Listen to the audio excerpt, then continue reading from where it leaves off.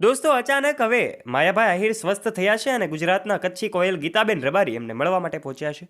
માયાભાઈના નિવાસ સ્થાને પોતે પહોંચ્યા છે અને હવે એવા અહેવાલો અને સોશિયલ મીડિયા પર અનેક વાતો શેર થઈ રહી છે, જેમાં બતાવવામાં આવી રહ્યું છે કે ગુજરાતના જાણીતા એવા કલાકાર ગીતાબેન રબારી પોતે હોસ્પિટલે તો જઈ શક્યા નહોતા, કારણ કે એમના પોતાના વ્યસ્ત શેડ્યુલને કારણે તે જઈ શક્યા નહોતા. એટલા માટે હવે તે માયાભાઈ આહિરના નિવાસ સ્થાને એમના ઘરે પહોંચ્યા છે. આ જોઈને માયાભાઈ પણ ભાવુક થયા હતા. દોસ્તો, આ ઘટના કઈ છે અને આખરે આ બધી વાતોમાં કેટલું સત્ય છે અને શું છે, ચાલો આજના વિડીયોમાં આ તમામ બાબતો વિશે અમે તમને જણાવી દઈએ. માટે હજુ સુધી આપે ચેનલ ઉપર નવા છો અને ચેનલને સબસ્ક્રાઇબ નથી કરી તો નીચે રહેલું બેલ આઇકન દબાવીને અમારી યુટ્યુબ ચેનલને અવશ્ય સબસ્ક્રાઇબ કરી લેજો, કારણ કે અમે આવા ને આવા અપડેટેડ અને નવા વિડીયો તમારા સુધી પહોંચાડતા રહીએ છીએ.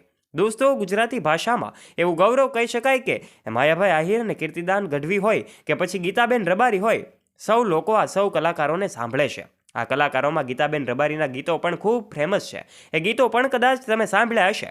આ ગીતાબેન રબારી આજે પણ એમના લોકગીતોના કારણે ફેમસ છે. ત્યારે અત્યારે માયાભાઈ આહિરની ખબર અંતર પૂછવા માટે હવે પહોંચ્યા છે અને અહેવાલો મુજબ આ વાતો સોશિયલ મીડિયા પર ખૂબ વાયરલ થઈ રહી છે.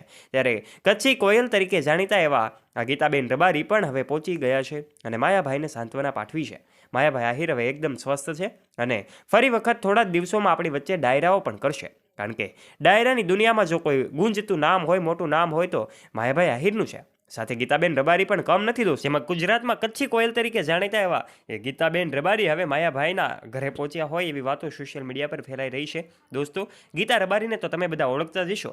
ત્યારે માયાભાઈ આહિર એમને પોતાને જે ઘટના બની, જે પોતે બીમાર પડ્યા હતા અને તબિયત લથડી હતી, એ બાબત વિશે તમે અંજાન નથી. ત્યારે હવે આ નાના મોટા અનેક કલાકારો એમને મળવા માટે પહોંચી રહ્યા છે. ત્યારે માયાભાઈ આહિર હવે એકદમ સ્વસ્થ થઈ ગયા છે.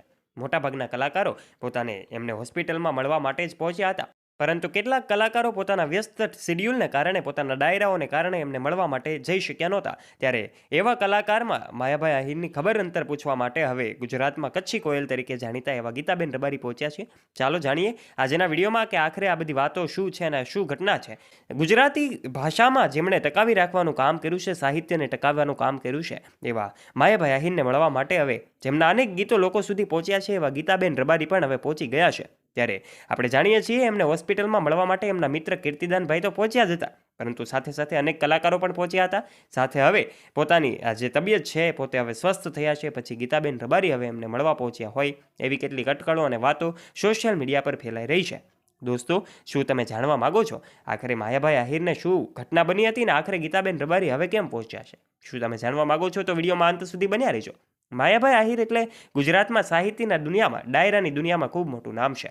આખરે એમની સાથે ગીતાબેન રબારી પણ કંઈક ઓછા નથી દોસ્તો. એમનું નામ પણ ગુજરાતમાં ખૂબ મોટું છે. ત્યારે વિશ્વમાં પણ હવે તેઓ ડાયરાઓ કરતા થયા છે. ગુજરાતીઓ એમને વિશ્વ લેવલ સુધી પહોંચાડે છે અને એમને બોલાવે છે. ગીતાબેન રબારી આજે એમના ગીતો થકી દુનિયામાં ખૂબ ફેમસ છે. એના અનેક ગીતો તમે સાંભળ્યા હશે. એમનું કયું ગીત તમને ગમે છે કોમેન્ટ બોક્સમાં કોમેન્ટ કરીને જરૂરથી જણાવજો. હાસ્યની દુનિયામાં જો વાત કરવામાં આવે તો માયાભાઈ આહિર પીછેહટ કરતા નથી. એમનો જ્યાં પણ ડાયરો હોય ત્યાં લાખોની જનમેદની હાજર હોય છે.